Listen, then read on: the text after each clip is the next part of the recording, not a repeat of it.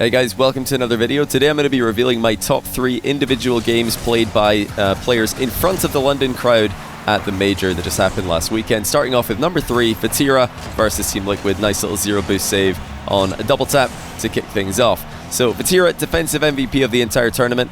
I think that was totally justified. This guy was a monster. I think the only other player who was in the conversation, or I guess players who are in the conversation for defensive MVP in my opinion, would be Khaled and Torment, but I think Vatira deserved that shout for not just games like this, but all the way through the entire tournament. Ridiculous displays of being difficult to get past in the midfield, crazy reads in defense with pre-jumps, and just positioning brilliance as he constantly finds himself in the right place at the right time.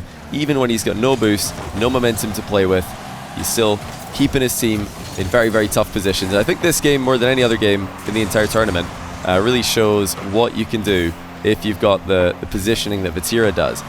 But even though Rise has accidentally double tapped the ball backwards here, Vatira's still looking to stay active on the play, and it might look like ball chasing, but really Vatira knows that if he just runs away and gets boost right now, then he's not helping his team. He's not providing any useful presence for his team. So he's trying to stay active, trying to stay on the ball. This is something that a lot of you guys who watch my 1v1 videos will be familiar with, and that's ball pressure. It's same thing applies in 3v3 as well. If you've got no boost in 1v1, you tend to want to stay close to the ball, except on occasions where you know you can get boost and then get back into the play before it's in a dangerous position. Well, in 3v3 it works as well. So if you don't have any boost and you're near the ball, why run away to get boost when you can just pressure the ball? And Moist, I think, really show this better than anyone else. Well, certainly up there with the best of them, is that they can all be very, very close to the ball at the same time without misreading each other, without getting in each other's way. And yes, you'll see the occasional double commit, but with how quick the recoveries are these days, it doesn't really matter. Nice little block there by Vatira. He find himself with a bit of boost to play with for a rare occasion in this game. Another pre-jump save. Probably should have been a top corner shot from Oski after that, but no fault of Vatira's, who only could block the first attempt on target, and he's already, I think, got, what is it, 5 saves to his name in the first half of the game. Phenomenal stuff.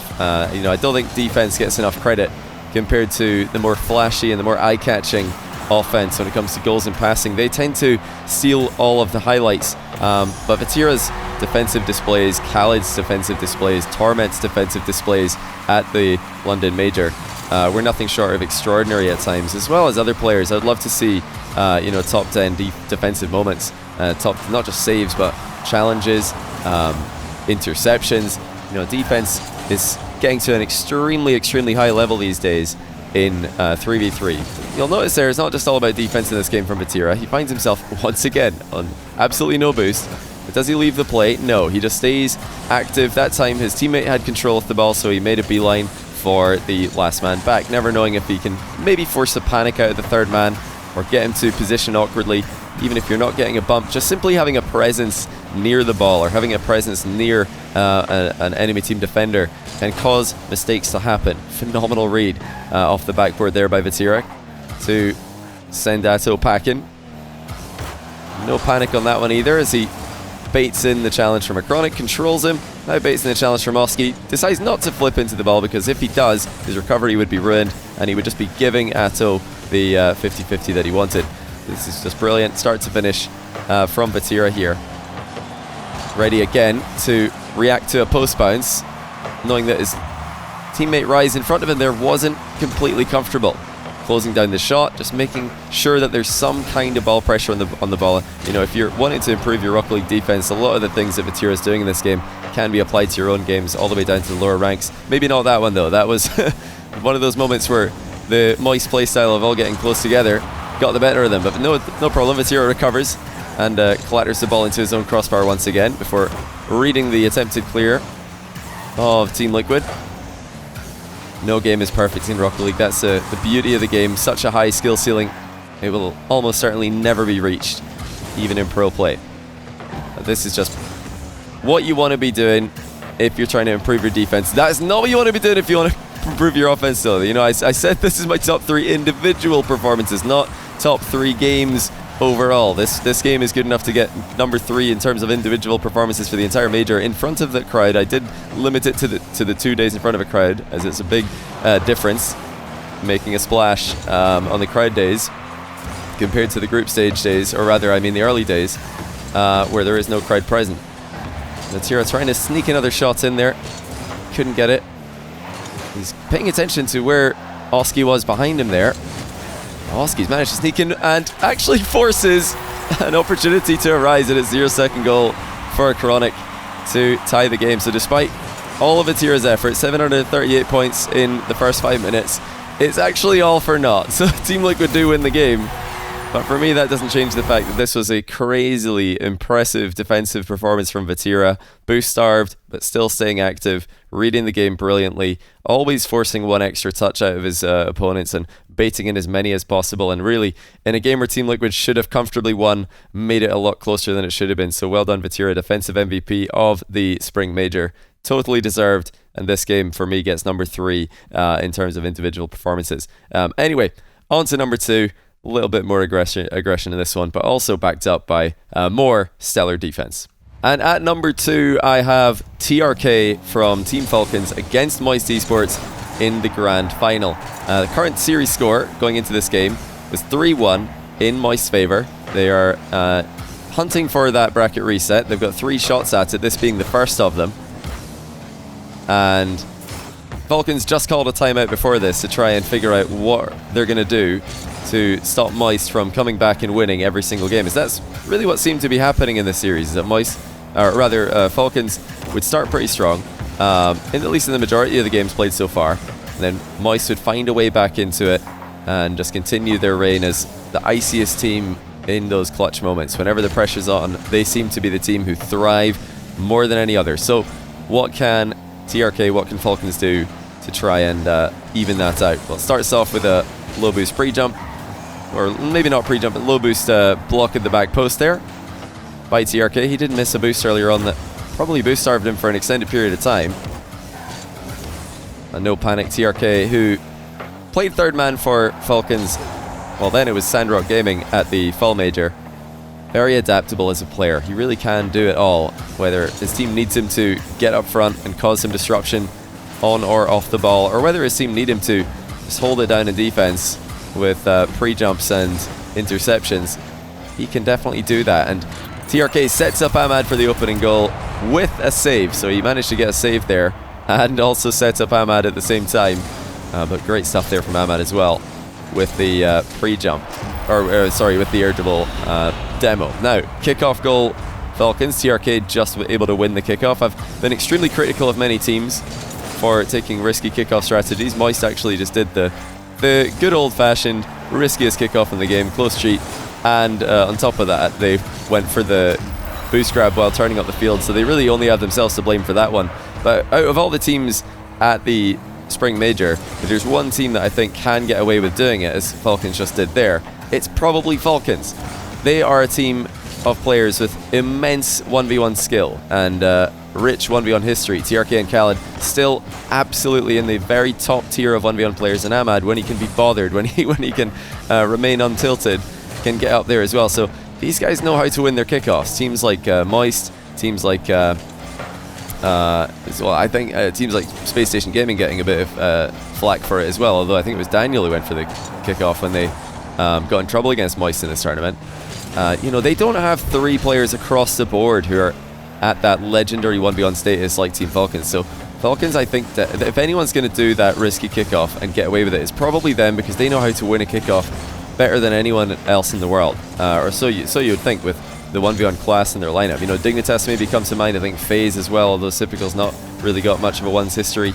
But teams who have got that practice winning, actually getting kickoffs into the other team's half, it justifies going for a risky kickoff more. But still, even though Falcons have got that 1v1 expertise, that 1v1 history in their lineup, they were many a time covering their nets on kickoffs, trying to play it safe. They weren't doing it every time, which is my main criticism with that kickoff strategy. It's a risky one.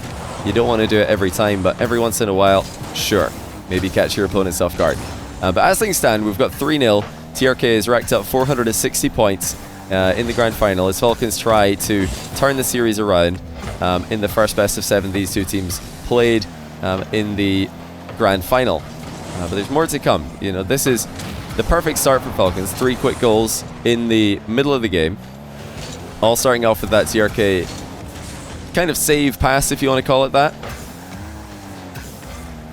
It's worth noting, I think they did in fact win every single game after a timeout, except in the last series. But check out that save by TRK to force one more in this position. I mean, we got to take another look at that one. He saw the Tira coming in with the irritable bump, so he manages to dodge it by leaning back and get the ball into the crossbar. It's a shame that there's no one there to sweep up the mess, because that was a crazy impressive save by TRK to deny Vatira the immediate goal.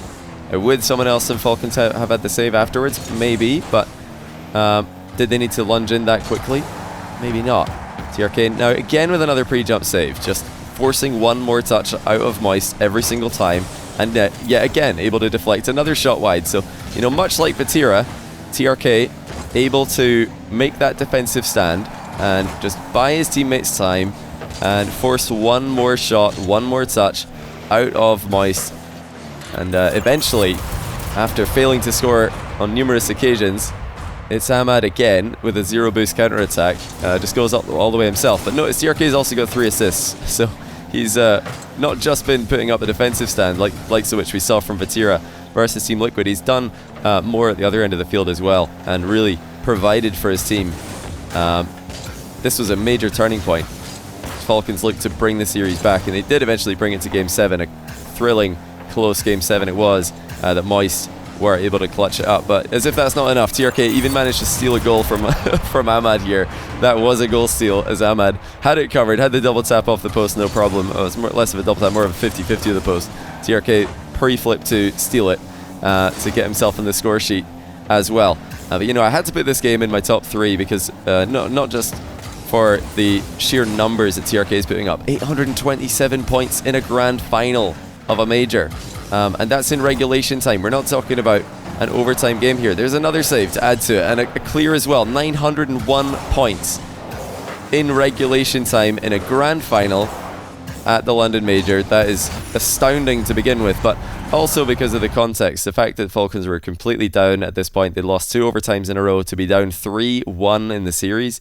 I think they lost 3 straight games as well. So this was a massive turning point, and this, you know, individual performance from TRK as well as just a great team performance from Falcons made the first series of the grand finals a really, really close and exciting one, as they did go on to win one more game after this before losing a tightly fought Game 7, where they actually had the lead, I think, with 2 or so minutes to go. So well played, TRK. Second best individual game at the London Major, in my opinion. But I'll give you guys a second here to you know, take a guess, see if you can figure out who it's going to be. For me, there's only one game that really stands out head and shoulders above the rest as the most memorable individual game from an individual player in front of a crowd. Okay, so you've had your time to try and figure out what it is. Let's go ahead and reveal. At number 1, it's Jan from Furia up against Optic Gaming. This game is not a defensive performance like the previous 2. It is all-out offense from Jan. He's even given his teammate a little bit of a bump to start things off. I've rarely seen one player take over a series in a top 8 in front of a LAN crowd the way Jan did here, starting off with a super early ceiling double. But it only goes up from here. I mean, this was inspirational to see. Furia started off this series looking a bit flat. Optic really put up a great fight. And these are 3 players with a ton of experience between them. Mist, former LAN winner at DreamHack Montreal 2019. Drees had a great fall major as an individual, I think, for his debut LAN, so now he's back. Illusion as well had a great fall major. So these guys have all got LAN experience. Furia do also, but Optic came out the hotter of the 2 teams. They took Game 1 pretty comfortably. Game 2 was a close one. But this individual performance from Jan completely destroyed Optic, and they had absolutely no way of coming back from this. In fact, he followed this game up with a quick hat trick in the next game as well to just blow Optic away entirely. Yeah, this is the stuff that had everybody talking about Jan as a potential offensive MVP, even though he didn't even make it to the last day of the competition. They'd missed out on that extremely narrowly. They were as close as you can get to making the top 4 for the first time ever for a South American team. But they made top 6 twice in a row. They did it in style.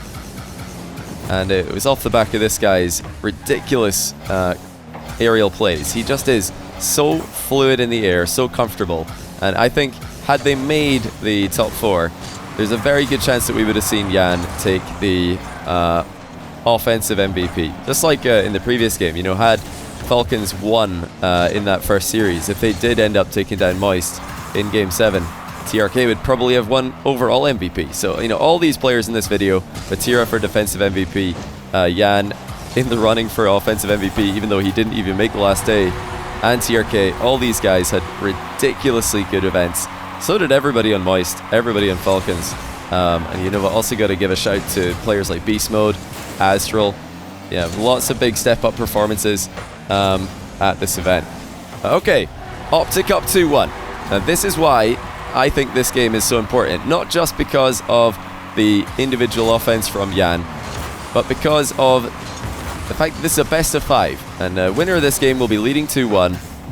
First series in front of a crowd at the London Major. If you can't get your teeth really sunk into a series early on I should say, it can be very, very difficult to come back. It's a best of 5. Everything after this round was best of 7. But this is just a best of 5. So who's going to step up? Who's going to really dominate? And who's really going to steal the show and wow everyone in the crowd? Well, there's only one answer to that. It's Jan with the no ball cam air dribble. Chips it past Mist, who he saw coming in for a direct challenge. I think we need to take another look at this just to witness greatness, because Jan, so comfortable in the air, doesn't need ball cam. He's right underneath the ball, turns off ball cam, knows exactly where the ball is. He just wants to see where Mist is coming from.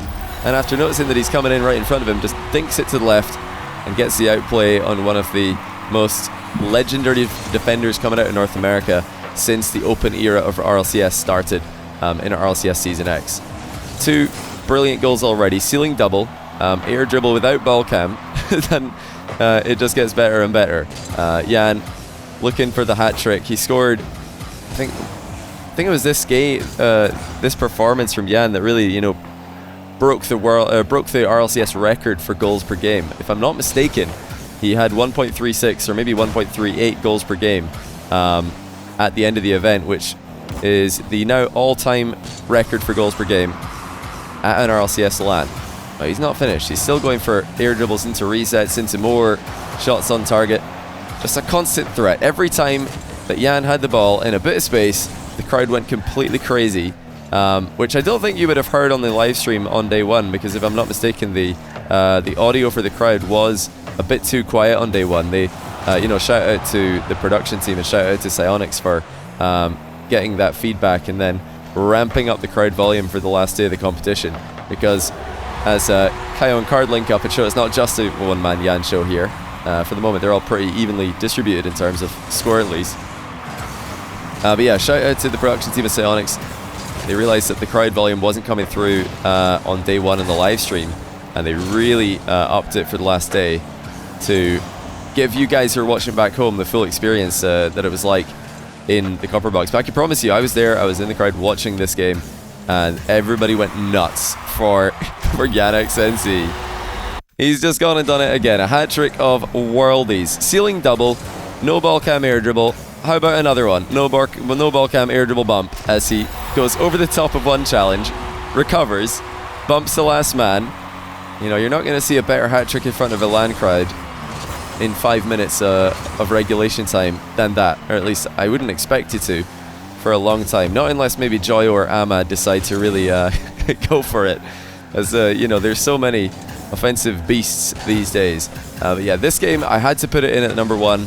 Not just because it was a ridiculous hat trick from Jan, but also because it got his team out of a hole. You know, Furia did not start well here. They were the favourites to win it, but the underdogs Optic really took it to them. And if it wasn't for Jan's unreal performance, which by the way, he's still going for more. He's still going for more clips. Every single time he gets the ball, it's a different kind of clip. But yeah, he totally got his team out of a hole here. They were very flat, and this elevated them. It got them all yelling on stage, and it helped them dominate the rest of the series. He followed up this hat trick with another hat trick in the winning game, and really, I think, established himself as one of the best players in the world, if he already didn't with his performances early in the year. So yeah, hopefully you guys, if you missed this game, I definitely recommend that you go watch it back in the live stream. Everybody was going nuts for Jan, and trust me, if it doesn't sound like the crowd's going too loud on day 1, they were in the venue. It didn't really come through in the live stream until day 2, where they upped the volume for the live stream. Everybody was going crazy for Jan in this series, and well played to them. I didn't think they were going to make a deep run in this event. They had such a difficult bracket, starting off against Carmine Corp, which they did in fact lose. Even if they won that, they're against G2. Lower bracket, they did have a bit of an easier matchup against Gaming Gladiators, but after that they had to beat FaZe, and that was a matchup I didn't think they were going to come out on top of. Having to go through KC, G2, and then either FaZe, Falcons, or Team Liquid. Really tough bracket of death. But they even proved me wrong. I didn't think they were going to make it through the bracket of death. They did, and then in a matchup where they were the favorites, Jan completely stole the show, and I think put up one of the most memorable games that I've seen ever in Rocket League LAN history. Truly unbelievable. But yeah, leave in the comments down below, guys, what games you think were the most impressive to you. What's your top 3 individual games from the London Major? And in other news, I am back now from the London Major. My voice is still recovering, but I'm feeling good, ready to get back on the live stream grind, ready to chat about the London Major, talk about what it was like to go there, meet everybody. So be sure to swing by my live stream, and feel free to ask any questions there. Love to interact live with all of my YouTube viewers who swing by my other social media. To keep up with everything else I get up to, Twitter is the best place. I've got a lot of stuff coming up in the run up to Worlds. Can't wait to share with you. Can't wait to just stay grinding. I mean, these events, they motivate me to just keep going and to keep on putting out the content for you guys. Before I say bye for this video, a big shout out to all of you who came up and said hi at the LAN. You all made my feet unbelievably sore from having to stand and talk to you guys all day, but it was an absolute pleasure, an absolute honor to have so many of you come up and say hi. Definitely do that in the future, and I'd be more than happy to say hello to everybody. Looking forward to the World Championship. Hopefully we're going to have another absolute banger of an event, just like LA and just like Landon. That's my top 3. We've got Vatira, we've got TRK, and we've got Jan. Individual performances. We're going to be coming up with more post-LAN content, as well as 1v1 show match content and other things coming up soon. So stay tuned. Be sure to check out Twitter and Twitch. And I hope you all had a great time watching this. Looking forward to reading your comments down below. I'll see you in the meantime next time.